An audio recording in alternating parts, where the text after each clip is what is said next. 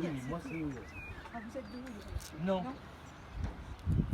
Ça a été un de mes bébés, ça. D'accord. Mais c'est pas de l'histoire proprement parlée de Camarès.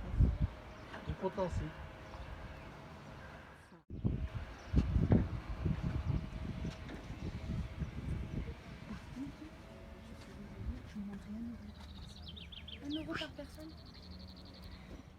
Bon alors là je vous fais découvrir Béatrix qu'on a découvert comment c'est un espèce de clocher. C'est le clocher de l'ancien clocher du village de Camarès. D'accord. Alors elle nous fait la joie de nous partager tout sans savoir. C'est une bénévole. Vous pouvez nous parler un petit peu du nom de l'association? C'est l'association des amis du vieux Camarès. Moi je m'en apprends moi. Hein. Moi c'est mon cours d'histoire, Béatrix. Gaulois. Oh, c'est pas les Gaulois, ça remonte encore même avant, ça remonte à la préhistoire, les Rutaines. Tout simplement, quand nous, le village de Camarès, quand il a été créé, ça remonte donc à la préhistoire, et c'est une partie de ces Rutaines qui sont venues s'installer ici, qui s'appelaient les Volques. Ah oui, ça fait drôle, hein? C'est drôle comme nom, Volques, V-O-L-Q-E. Une partie est venue s'installer ici, c'était des nomades. Ensuite, le reste est parti vers Rodez et a fondé Rodez, donc les Rutaines.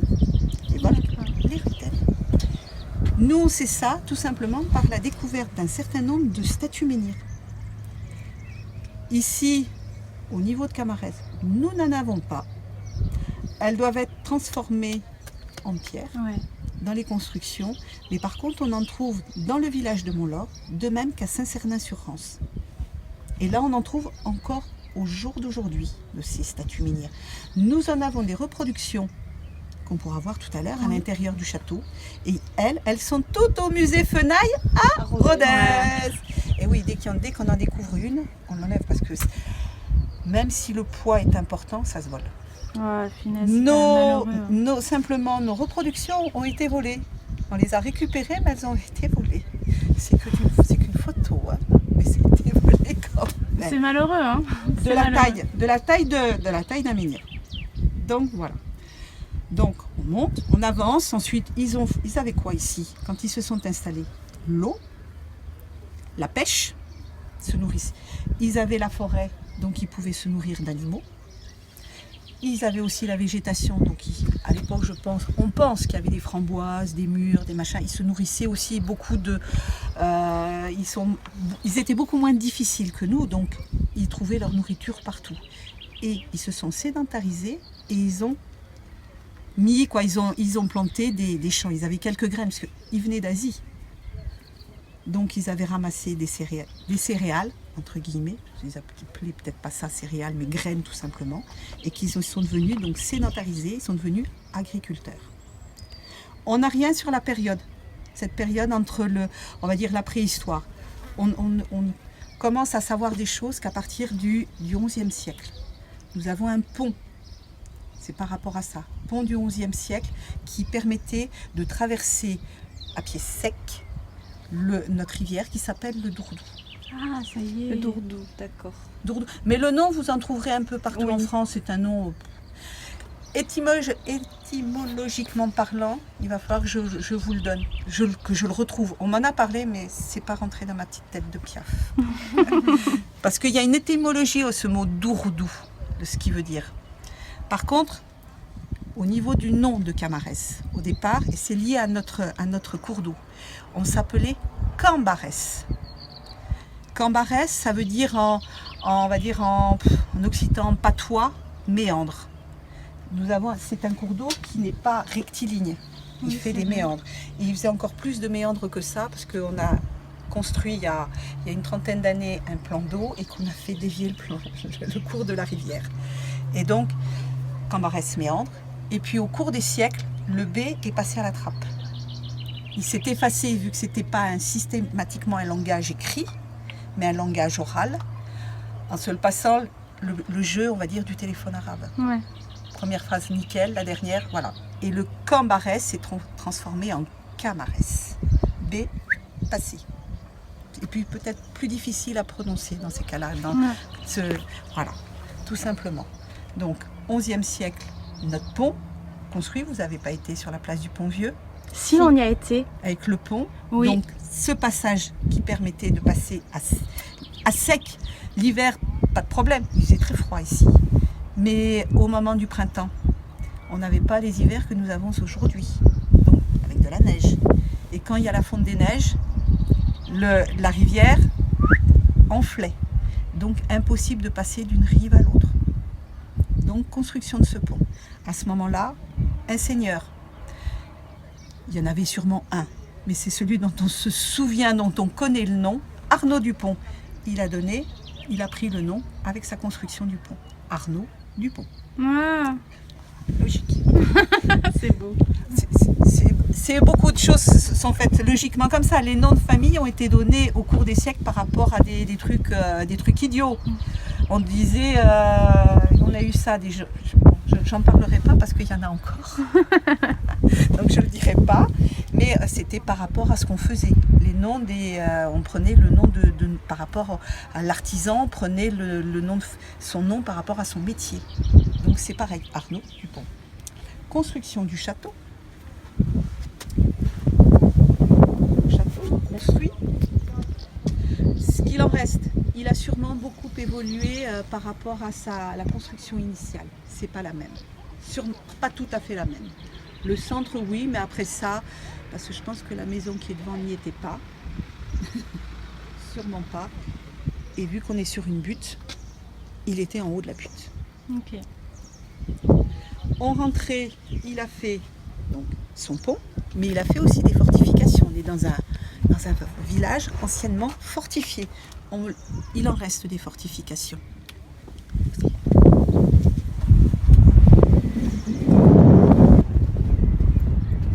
Si vous Voilà. voulez. Voilà. Et puis on pourra y aller si vous voulez, il n'y a pas de souci. Fortification. C'est ce qu'on avait, on est passé par là en fait, on est monté par là. Vous êtes monté par les fortifications Ouais, sur les voilà, anciens c'est ça qu'on a- remparts. Voilà. Les anciens remparts, et c'est là où vous avez vu qu'il y avait eu. Bon, ça, c'est. Je fais un petit peu après. Vous avez vu l'ancienne maison du commandeur des Hospitaliers. Voilà, c'est ça. Qui était une maison tout en hauteur. Pas une maison comme on se l'imaginerait au jour d'aujourd'hui, des grosses maisons. Non, c'était des maisons en hauteur. Et l'ancienne maison presbytérale. Oui, c'est ça. L'ancien presbytère, on a mis. Puisque l'église était ici. Au départ, au moment de l'homme préhistorique, avec les statues menhirs, nous avions plusieurs dieux. Nous avions le dieu de la terre, le dieu de la rivière, de l'eau, etc. Avec Arnaud Dupont, nous étions protestants. Vous êtes à peu près ici, le sud d'Aveyron, il y avait eu beaucoup de fiefs protestants. On était très, très protestants, excusez-moi, protestants. Nous avons eu les guerres de Qatar. Non, jamais eu de Qatar. Pas ici. Jamais de chez jamais. Aucun Qatar. Que du protestantisme ou du catholicisme. Quand on est devenu catholique, on a la construction d'une église. Tout ça, ça s'est fait avec les histoires de guerre des religions. On n'est pas devenu catho du jour au lendemain pour notre bon vouloir. Simplement, c'est les guerres des religions qui nous ont forcé un peu à tourner notre veste. Construction d'une première église. On va dire pas romane, sans style. Sans style vraiment. Mais il a bien fallu, sinon on était passé, on risquait d'avoir de graves problèmes. Et il fallait montrer, donc c'est pour ça que vous avez un presbytère, Ok. un curé. Mais on faisait quand même sous le manteau, on peut dire, on était quand même protestants et on continuait notre culte de protestantisme chez les uns, chez les autres. En sachant que beaucoup de maisons correspondaient entre elles par les caves. Donc il y en avait un qui faisait le guet. Et pendant que celui, s'il y avait souci de dire, oh là, il y a la gendarmerie, quoi. Ça ne s'appelait pas comme ça à l'époque. Pap, tout le monde pouvait filer. Ah, excellent. Donc voilà, guerre de religion, donc on est passé catholique, construction. Ensuite, on n'a rien eu, on a été au moment, donc notre village qui était fortifié avait 3 portes. Vous avez dû en voir une. Oui. La porte, ça y est, j'ai le trou à force de les dire et de les... la porte du Dévèze, ou la porte de Rome, ça y est, j'ai un trou. La porte de Rome, tout simplement parce que le Seigneur locales, au moment des croisades, partaient par celle-là. Mais la porte principale, c'est celle où il en reste un petit bout et qui était accrochée au niveau des remparts. On ne la voit pas d'ici. Il faut faire le tour de la maison Saumon et on en voit un petit bout. D'accord. Et une dernière porte, trois portes.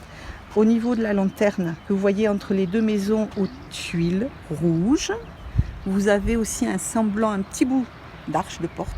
Et c'était la porte du Pourtanel. Et c'était une porte uniquement pour les piétons. C'était des escaliers. Donc il faut s'imaginer tout en bas des escaliers. On devait arriver là-haut totalement. Ouais, carrément. Carrément ici. Donc voilà. Donc notre village fermé, notre château, passé catholique, guerre de religion. Ensuite, nous avons eu la signature de l'édit de Nantes qui nous a permis d'avoir notre culte. Et les catholiques, les gens qui avaient tourné leur veste sont restés catholiques, pas grave. Ceux qui avaient envie de revenir au protestantisme ont pu. Donc on a eu une bonne entente là-dessus, sans problème entre catholiques et protestants, il n'y a pas eu de soucis. On fait un grand pas dans l'histoire et nous arrivons à la révocation de l'édit de Nantes, sous Louis XIV. À ce moment-là, qu'est-ce qui se passe? Notre cher Richelieu, grand ministre de l'époque, nous étions passés ville, on va dire, presque à 100% protestante, nous a demandé de faire tomber tout ce qui était nos remparts. Ouais. Il fallait que les villes protestantes soient totalement ouvertes. Ah bah oui, il faut réfléchir. Ça voulait dire qu'on pouvait être assiégé, voilà, et combattre. Donc on a été sympa, on les a fait tomber et à la place, nous avons eu la construction de toutes les maisons que vous voyez là. D'accord. Qui partent de la lanterne, tout ça, ça a été construit sur des anciens remparts. D'où le fait en fait que ça soit un petit peu aligné, quoi. Enfin, oui, c'est aligné, voilà. Elles sont toutes sur le... Voilà. Et devant, vous avez une rue, la rue, ce qu'on appelle la rue du jeu de ballon, qui garde ses origines du Moyen-Âge, puisque 10 remparts, fossés, et c'était un fossé sec, donc avec de l'herbe. Et c'était là où les enfants de l'époque jouaient tout simplement au ballon. Ballon fait en vessie de porc, comme ça se faisait à l'époque, tout simplement. Voilà. Donc ça, Louis XIV, la Révolution, nous n'avions plus vraiment de seigneur. Donc le château était déjà en ruine, était en délabrement, on va dire.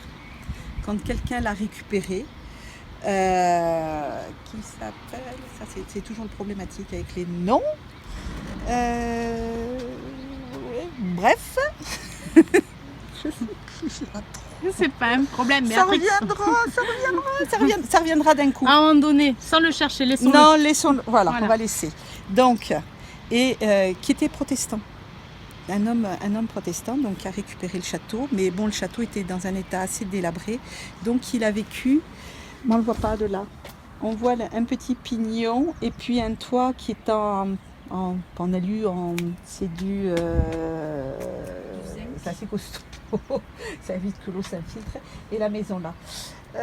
Mazar de Mazarin, voilà, Bien. Monsieur Mazar de Mazarin, et il était même marquis, et donc... qui est un homme très intelligent, qui a fait un peu la fortune du village, dans le sens où il nous... Donc, s'est dit, on a de l'eau, construction d'une usine, on a aussi la manne, puisqu'il y avait des moutons, avec les moutons, la laine. Au jour d'aujourd'hui, on fait des pulls verts, on fait quand même du tissu un peu, mais à l'époque, on était quand même un peu avec encore la quenouille, mais bon, un peu moins. Et construction d'une usine de draps. Il la commence avec la force de l'eau sur les bords du Dourdou, construction de la chaussée, une usine, il en reste un bout de part et d'autre du Pont-Neuf. Pont-Neuf, c'était construit, on va dire, à l'époque, on va dire 18e, 19e, pour que le tissu, le drap de laine, on n'arrivait plus à passer par le pont vieux, trop étroit. Et que le va-et-vient des charrettes, ça ne pouvait pas. Il fallait quelque chose. Et on commençait au 19e siècle, tout doucement, à se véhiculer. Quelques véhicules. Donc, construction du Pont-Neuf.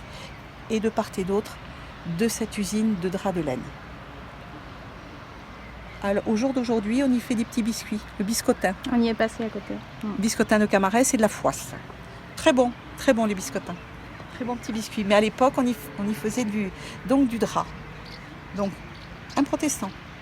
Village protestant, et c'est un protestant qui l'a très vite revendu à un autre protestant. Ah bah oui, c'est comme ça, il faut faire l'argent, voilà. Et qui, en dernier ressort, l'a revendu encore à un autre protestant qui s'appelait Monsieur Rachou, qui a fait fructifier l'usine et qui a permis d'avoir des contrats avec le ministère de la Guerre. C'est le ministère aujourd'hui de la Défense. C'est le ministère de la Guerre à Paris, et on fabriquait ici, à Camarès, le drap de laine, qui était en laine, donc des soldats, qui était le bleu qu'on avait à la guerre de 14. Tissu bleu, voilà, c'était très joli, mais bon. Voilà, on le fabriquait ici. À ce moment-là, on va dire dès le début du 18e, où on a eu cet entrepreneur, le village s'est étendu, il s'est agrandi. Donc ce qui avait été, j'avais oublié de vous dire, la mairie au Moyen-Âge, non c'est pas très joli, ça vous en passerait. Au Moyen-Âge, la mairie du village, construction de la mairie là-bas, au 19e. Tout l'essor de Camarès s'est fait vraiment au 19e siècle, dans les années 1800. La mairie, l'église, celle-ci s'était effondrée et nous étions devenus, on s'était agrandi. Donc tout le monde ne pouvait plus être ici. Elle prenait un bon bain de soleil, ne pouvait plus, donc extension du village. Et à ce moment-là, quand l'église s'est effondrée pour la dernière fois, il a fallu en construire. Les gens du bas ne voulaient pas monter ici. On était redevenus autant de catholiques que de protestants. Les gens du haut, on avait proposé à ce que ça soit construit en bas, n'ont pas souhaité. Donc elle a été construite à mi-pente entre le haut et le bas. Comme ça faisait à peu près équidistance. Tout simplement. On n'avait pas de temple à proprement parler. On a eu un vrai temple pour les protestants, la bâtisse rectangulaire qui est juste devant vous. Okay. Voilà. Mairie, église, temple. Les trois éléments très importants avec l'étendue. On avait une noria qui est relativement ancienne, comme j'expliquais tout à l'heure. La bâtisse, c'est le mur que l'on voit derrière le hangar, toit gris, mur blanc. Si vous le voyez. La noria, mais on ne voit pas très bien les arches. Donc noria, c'est la maison, dedans il y a un système hydraulique qui permet d'aller pomper l'eau, parce que c'est relativement haut et un peu loin, pomper l'eau, l'amener dans ces canaux, et ça permettait l'irrigation des champs qui étaient... Il n'y avait pas toutes ces maisons. Beaucoup de maisons sont relativement récentes. Donc le village s'arrêtait, on va dire, avant le terrain de foot. Avant, c'était que des champs. C'était que des champs avant que toutes ces maisons se construisent. Donc, Noria, voilà. Que vous dire de plus? Mais que nous dire de plus? Est-ce que vous avez un site internet? Oui, oui. Est-ce que vous pouvez nous donner... vous le trouverez, tout doit être accroché. Je vous donnerai une brochure. Voilà, je vous le mettrai. Et puis le reste, si vous êtes intéressé pour découvrir avec toute la petite vidéo, vous allez vous rapprocher de l'office du tourisme, de la mairie et de toutes les petites indications que j'aurai pour continuer à découvrir, peut-être avoir le plaisir de le découvrir aussi avec Béatrix. Vous ferez ensuite, tout simplement, c'est que la Vierge, elle date de 1946. Alors, la petite histoire dit, c'est une petite histoire, dit que au moment de la Deuxième Guerre, centré sur ce que vous connaissez. Mais vous parlez Aveyron. Essayez de leur voir où c'est défini. Ils ne savent pas le définir, ils ne connaissent pas. Ils ne connaissent pas du tout Là, on est dans le château, là? Oui, c'est trop drôle. Tout à fait. Avec la roseraie. Toute la transformation. Allez. Au revoir, merci. Durant l'été. Est-ce qu'il y a le nom du site? Oui. Et le nom du site est ici. Et voilà. Dans 32 minutes. Eh bien, on va faire ça en V, mais alors ça va être là. Ouais, ça va être... Mais on va le faire. Colette. Paulette. Paulette. Oui. Paulette, enchantée. La spécialiste des roses. Paraît-il. Ok. Alors en plus, elle a un défi de fou parce qu'on a des jeunes filles qui passent des examens qui doivent réviser. Oh là. Donc du coup... Eh bien, c'est bien, on va réviser l'histoire. Allez, on y va. On suit Paulette. Oh, c'est magnifique. Allez, asseyez-vous, posez-vous quelques minutes. Ah, ça Alors, sent bon. pourquoi? Parce qu'on a fait là, la roseraie, c'est une roseraie historique que j'appelle. C'est-à-dire qui fonctionne sur le système de l'histoire de la rose par rapport à la grande histoire. Alors, première colle, est-ce qu'il y avait des roses à la préhistoire et comment le sait-on? Aucune idée. Bon, alors je réponds puisqu'elles sont pressées. Et les fossiles. Alors, on va pas voir les roses. Partie fragile, impossible. Ça ne peut pas se fossiliser, la fleur ne peut pas. Mais on a la preuve des tiges avec les épines et avec les feuilles. Et quelquefois des calices. C'est sûr. Non, il y avait des rosiers à la préhistoire. Alors, ensuite, derrière vous, ce petit rosier-là, qui vous regarde, ce sont les pyramides qui vous regardent. Pourquoi? Parce que ce rosier existait à l'époque de Cléopâtre. Ah! Et des Ptolémées, c'est la lignée. Et ça a été les derniers d'ailleurs le peuple des Légides, il me semble que c'est ça. Oui. Alors, on a trouvé des couronnes mortuaires sur la tête des momies dans les pyramides, sur des momies, avec des couronnes mortuaires faites avec ces rosiers. Et pourquoi? Parce qu'ils avaient été introduits par les Romains, évidemment. Les Romains, on sait bien qu'ils ont colonisé tout le bassin méditerranéen. Et donc, bien sûr, l'Égypte aussi, où ils avaient introduit les rosiers. Et on sait qu'il y avait 3 très grandes roseraie en Égypte. Ensuite, ce qui est intéressant, c'est qu'aujourd'hui, on le retrouve encore, ce rosier, aussi, autour des tombes. Alors, il y a écrit Abyssinie, c'est l'ancien nom de l'Éthiopie. Elle s'appelle aussi Rosa Sancta, c'est-à-dire la rose sainte, la rose des tombeaux, ou celle qu'on retrouve autour des monastères. Ensuite, je vais non, vous bougez pas, vous irez la voir. Ça va. Non, je suis la prof, donc ça va aller vite. Alors là, on saute en Chine. Parce qu'à un certain moment, tout le monde s'est toqué un peu de botanique, évidemment. La botanique, dans les pays où on connaît pas du tout la flore, pas du tout la faune et rien, c'est super intéressant. Surtout pour des botanistes qui ne savent pas ce qu'ils vont y trouver. Oui, mais la Chine est un pays extrêmement fermé depuis des siècles. Le rosier qu'on va voir là-bas était connu avant le Xe siècle. Alors pourquoi les botanistes s'y intéressaient? Pour la couleur des fleurs, pour le parfum et pour la floraison permanente. Ce pas des grosses roses, mais elles sont extraordinaires effectivement parce qu'elles vont donner naissance à plein d'autres roses intéressantes. Comment on fait pour aller en Chine quand c'est un pays fermé? Il faut demander la permission à qui? À l'empereur de Chine ou du Japon. Et Dieu sait que c'était pas du tout facile d'obtenir l'autorisation. Et c'était très cher surtout, parce que les botanistes qui s'introduisaient dans ces pays-là s'introduisaient soit par les commerçants, par les fleuves, soit avec les explorateurs carrément, pourquoi pas, donc pour ensuite découvrir des rosiers et des plantes intéressantes. Et il fallait monnayer avec l'empereur et ça coûtait très très très très cher. Ensuite, aussi, le rosier qu'on voit là-bas, le jaune contre le mur, c'est un rosier thé. On entend toujours parler de rosier thé. Après, non, le jaune, j'ai dit. Rosier thé, le jaune rosier thé. Rosier thé, c'est aussi un rosier de Chine. Pourquoi il s'appelle thé? Tout simplement parce qu'il était vendu, les marchands le vendaient avec les cargaisons de thé, donc il passait par les bateaux dans les fleuves. Et donc, pourquoi on l'appelle thé? Pour 2 raisons. Parce qu'il était vendu par les marchands qui vendaient du thé. Et souvent, le thé, c'était pas toujours du thé sec, c'était aussi du thé frais, des feuilles de thé frais. Et il paraît que le parfum rappelle le thé fait froisser. Donc, on va les regarder tous les deux. Voilà.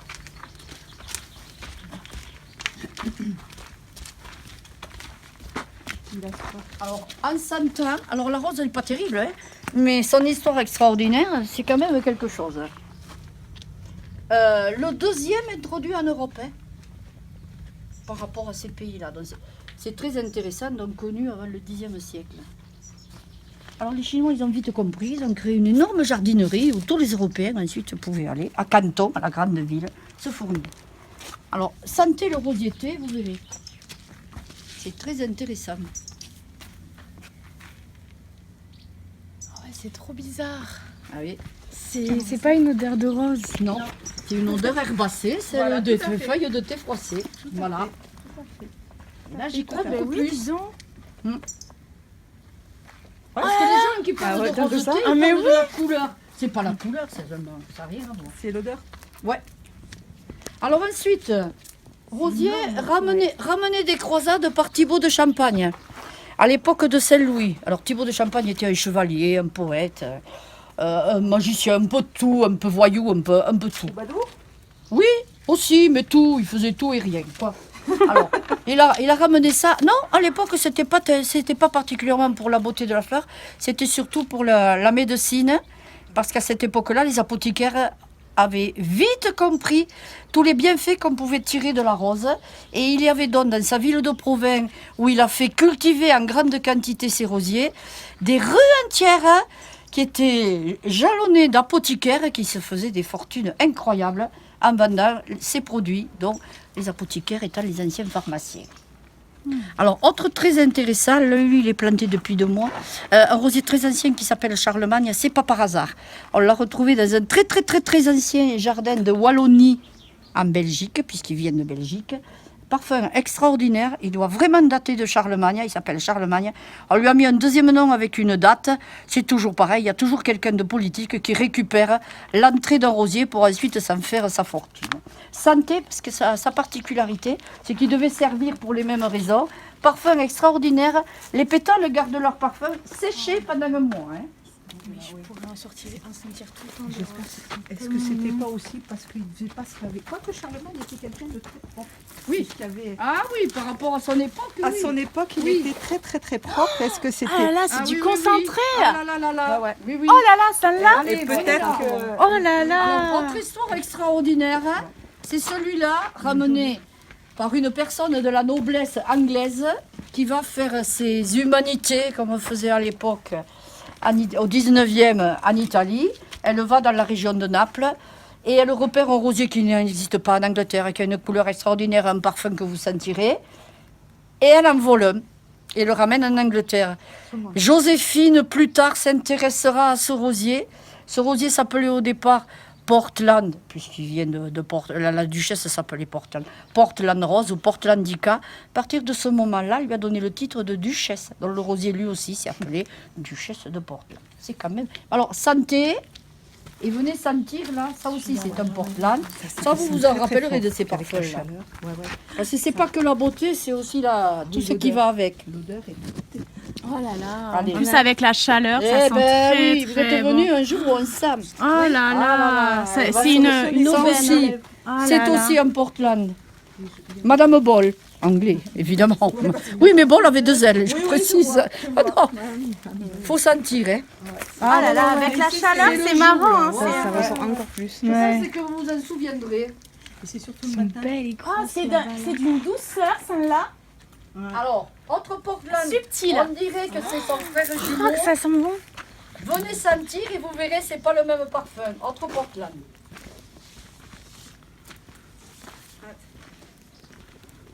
Ça aussi, trop chouette.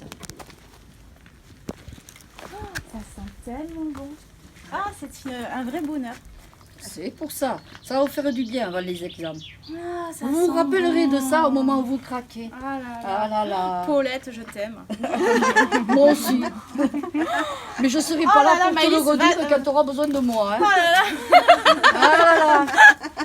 Maëlys, ça sent très très bon. Hello aussi, c'est pareil. Hein. Alors, autre histoire des rosiers, c'est les rosiers Bourbon. Bourbon est à l'ancien nom de la Réunion. Ah oui, avec Alors, la vanille. Autrefois, à la Réunion, la particularité, c'était que les gens faisaient des haies pour clôturer leur champ. Non, ils ne faisaient pas avec des haies, avec les arbres comme chez nous, avec les buis. Ils faisaient avec des rosiers. Rosiers de Damas et rosiers du Bengale, dont les floraisons ne fonctionnent pas en même temps, ce qui permettait d'avoir une floraison continuelle. Et puis un jour, M. Bréon, directeur des jardins royaux de l'île donc de Bourbon, s'est rendu compte qu'il y avait un rosier complètement différent aux autres. Il a fait parvenir un courrier à Monsieur Jacques, qui était un rosiériste et un botaniste français, qui s'y est intéressé. Il lui a fait parvenir, on ne sait pas si c'est exactement une bouture ou des graines de ce rosier. Et bien voilà, ce sont devenus les rosiers Bourbon. Alors, rosier Bourbon, en voilà un. Barongonella, là aussi, parfum. Allez, je vais la faire recraquer. C'est pas pareil, c'est autre chose. Ouais, mais- ta têture. Hein. Ah, Allez, c'est parti, ma chérie. On y va. ah là là. Oh là là, Mais c'est carrément autre chose. Les pierres sonnent pas. c'est marrant parce que c'est Voilà. vrai qu'elles ont toute Autre une odeur rosier Bourbon différente. que tu avais sous le nez tout à l'heure, ça, tu la marqueras. Oh, mais, oh là Ah, là. ben oui. Tu feras sécher les pétales le jour du bac, tu le mettras dans la trousse et au mauvais moment, quand tu diras j'ai plus d'idées, allez, inhale. Ah, Ça te rappellera les moments de détente. Je t'ai dit que j'arriverai à te détendre avant d'y aller, après je sais pas. hein. Oh, je t'aime, toi. C'est un vrai bonheur. Ah, ces ados, ils me font rire. Ah là là là là. Je peux vous en piquer une. Laquelle tu veux? Celle que tu veux. Ah, c'est chouette.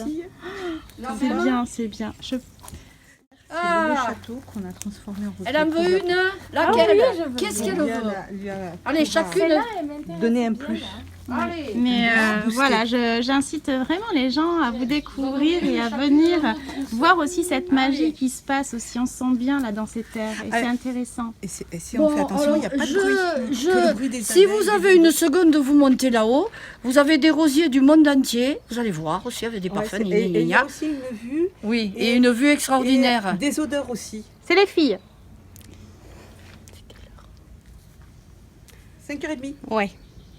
Ça va être chaud après. Ok. Alors, Mais je nous, pense on va qu'on va devoir, revenir.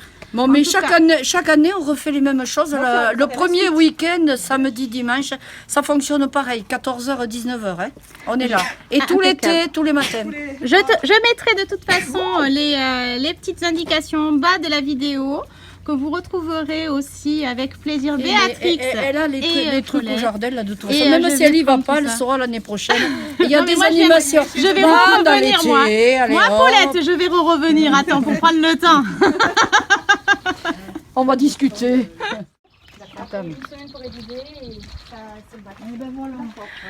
En tout cas, merci Voilà. encore. Viens que je te prenne dans Allez. mes bras. Je t'aime. Mais moi aussi, je te connais pas. C'est une fille. Vous êtes génial. Oui. Non, mais non, mais je l'ai pas. Révisez bien. Ouais, mais vous êtes vraiment génial.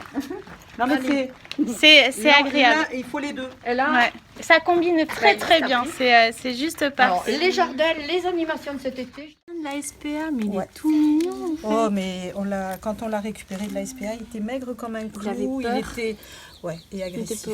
Et puis maintenant, il est tout gentil. Ça fait combien de temps maintenant qu'il est Qu'il est chez nous, Oui. oh, ça fait 2 ans. Ça Ah, fait c'est 2 ans qu'il chouette. est avec nous. Voilà. Hein? Ah ouais, mon pépère. Ouais. C'est la belle vie, Raise-moi. Il a l'air tellement heureux. Mais ouais.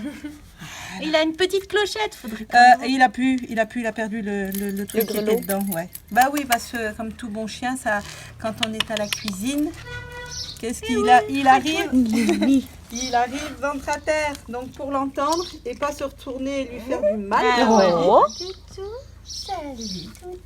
Ah oui, comme T'arrêtes ça de on fait faire ça. le R. On voit bien que t'es un mal, hein, mon garçon. Hein. Tu fais le ouais. On fait le beau là. Il est content. Hein. Ah, t'aimes bien. Hein. Donc voilà. Merci beaucoup. Le reste de la porte du dévers. Le petit bout de porte, le voilà.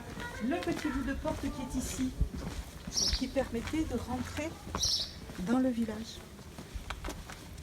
Voilà. Dommage que ça ne soit plus. Oh, ça c'est parti au moment où on a été obligé de faire tomber nos remparts. La porte a sauté.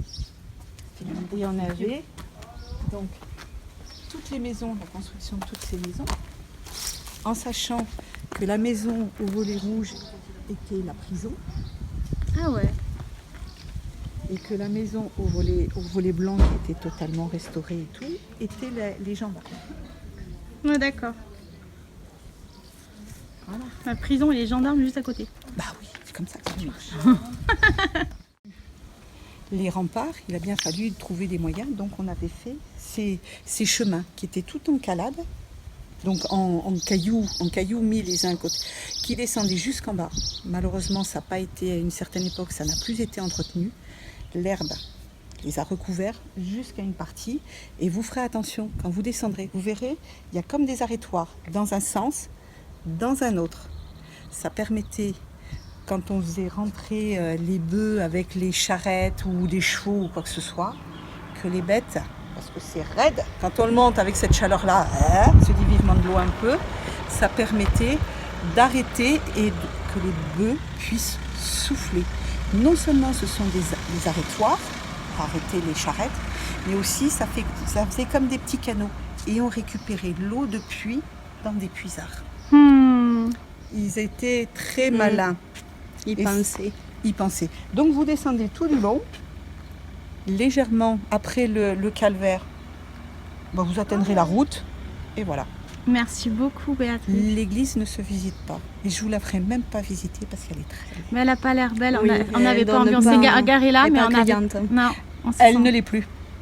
Elle ne l'est plus. Elle a été totalement refaite. Tout a été refait à l'intérieur, modernisé dans les années 70.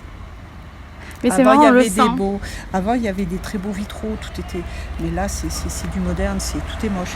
Un endroit où il faut aller, à Saint-Pierre-d'Isis. Si la petite église est ouverte, elle est très belle. Saint-Pierre-d'Isis en allant vers Saint-Afrique. Ok. Ça, c'est beau. Ça, elle vaut vraiment le coup. Ouais. Et on peut peut-être vous l'ouvrir. Elle sert de lieu d'exposition durant l'été. Il y a des expos qui se passent et elle est ouverte. Elle est très très jolie, avec de très très beaux vitraux. Là. Merci beaucoup. Au revoir, Béatrice. Au revoir et puis... je sais, j'ai un fils. Mon dernier fils passe son bac de français. Alors je sais ce que c'est. J'espère qu'il révise. Je donnerai beaucoup. C'est les garçons. Donc bon courage à vous. Merci beaucoup. Merci puis- beaucoup. Vous pourrez envoyer un petit message en disant bac oui, BTS oui. Ok. Bon, petit point Paulette et petit point bac. On était en train de retranscrire le moment où je t'ai redevenue une adolescente, tu vois, qui passait le bac, tu vois. Je trouve ça hyper flatteur en fait. Ça ne se voit pas. C'est bien. Maëlys. Merci Paulette. Et donc ça c'est une fleur qui va m'apporter aussi la réussite pour mon examen. Apparemment je passe un examen. Le bac. Aussi. Tu vois, c'est des trucs en... Ouais, ces trucs à souffler. Atchou.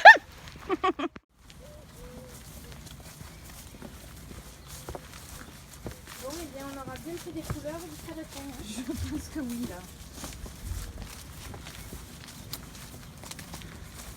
Moi, j'aurais bien bronzé. Ou cramé, je sais pas. Surtout en allant, je pensais pas qu'il y avait autant de trucs à voir.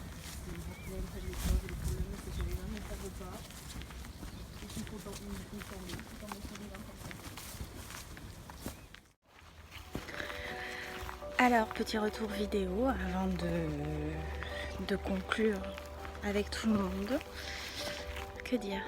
Que je suis enchantée d'avoir rencontré Paulette et Béatrice, que je suis aussi enchantée d'avoir été nourrie de culture, d'histoire, d'anecdotes, de générosité des gens. Mon Dieu, que les gens sont généreux.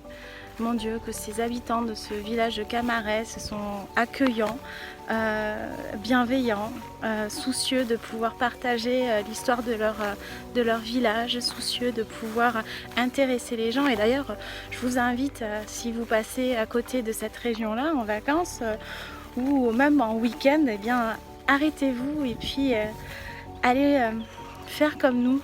C'était pas du tout prévu. Vous commencez à me connaître, j'aime bien m'arrêter comme ça et puis partir sur un coup de tête et puis découvrir et puis être nourri et puis être dans une joie et ça fait un bien fou en fait. Donc j'espère que toi aussi tu as pu profiter avec nous, que tu as pu aussi t'émerveiller, que tu as pu aussi voyager comme si tu étais en balade avec nous. Et puis je vais voir un peu plus près le compte rendu avec les filles et puis après je te dirai à une prochaine capsule.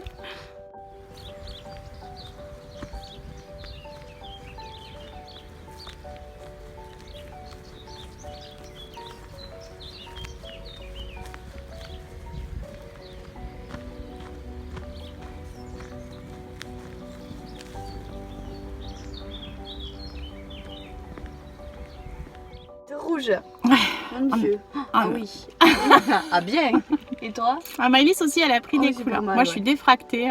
C'est pas mal. Petit point avec les filles pour avoir un rendu, une sensibilité, une émotion par rapport à cette journée. On commence par qui? Qui a envie de prendre la parole? C'était chouette. C'était Long.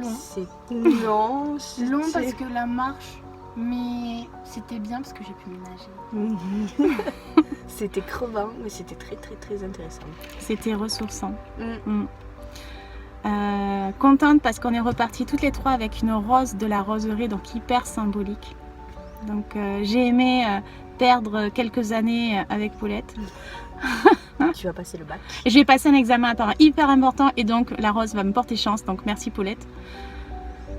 Et ouais, je trouve que ça nous a bien ressourcés, ça nous a Ouais. fait du bien en fait. C'était une journée où on avait besoin, donc je vous conseille à vous aussi de prendre du temps, de vous offrir ce moment-là en famille, seul, avec des amis. Prenez ce temps pour vous et puis je vous dis à une prochaine capsule.